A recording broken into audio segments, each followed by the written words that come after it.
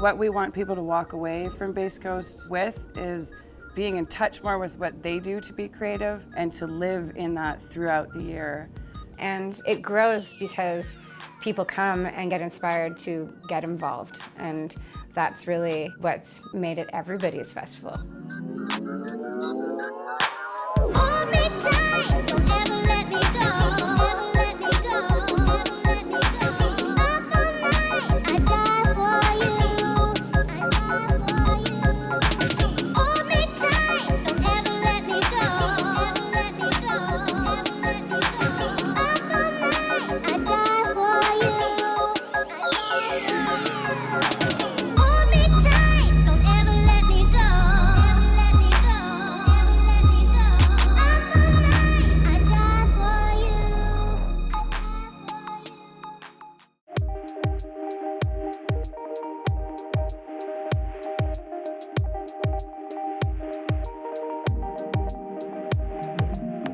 This is the 7th season, and our first season was in Squamish, and I think it was like a little over 400 people.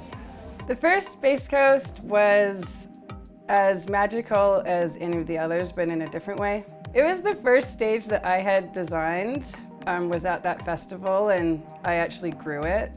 There was carrots you could go up to and pick a carrot and eat a carrot while you were listening to the DJ. You could have a little bite of spinach. It had these threads of innovation and work ethic and attention to detail that's carried us through since then. And a lot of the people that were involved in that very first one continue to be big parts of Base Coast today. Yeah. We're also excited to get to site for setup. Yeah. It's my favorite time of the year. Some of the people we have here have been here for all 7 years of Base Coast. Every year, the people that come out of the woodwork to dedicate so much time to building or cleaning and working during the festival or tear down, they are the core of Base Coast, and they bring such a good vibe and they help set the tone. We have over 250 volunteers this year. It's a lot of people. We cannot do it without them. If those 250 people disappeared, Base Coast would fall apart. Everyone that comes brings a great work ethic, and I think it spreads to everyone.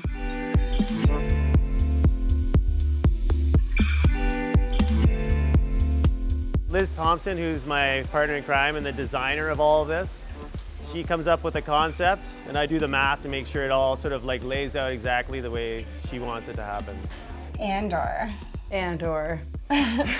works really closely with Liz on the main stage designs and builds. This year it's tentacular, so it's all tentacles, which is an interesting concept to deal with as a builder because it's all circumferences and arc lengths and segment rises, sort of mathematical stuff.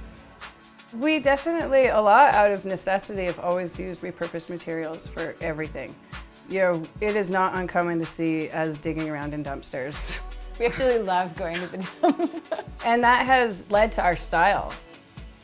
Last year, I saw a bridge being torn down between Whistler and Squamish and took that wood, milled it up into the bridge deck for the boat. And while I was doing that, this man came to me and said, hey, I've got all this framing lumber, you can have it. So we took all that wood. And I think that the whole difficulty about being sustainable is just saying, we're gonna be sustainable. And once you do that, it just comes.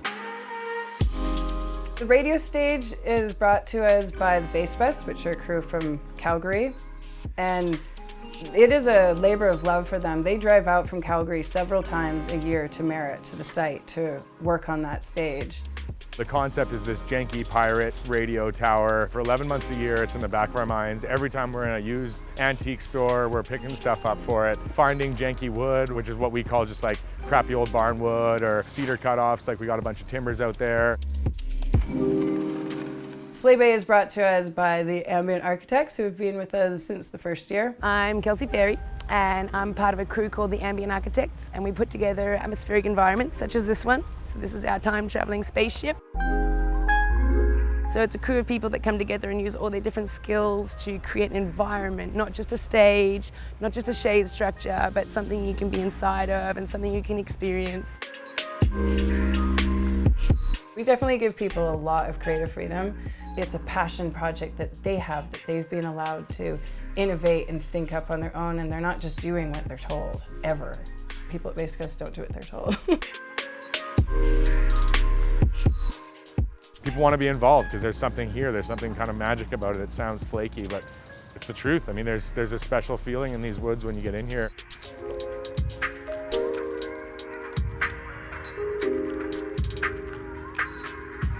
They just do it because they love it. They love the environment the women have created for us all to have fun and be ourselves and be artistic.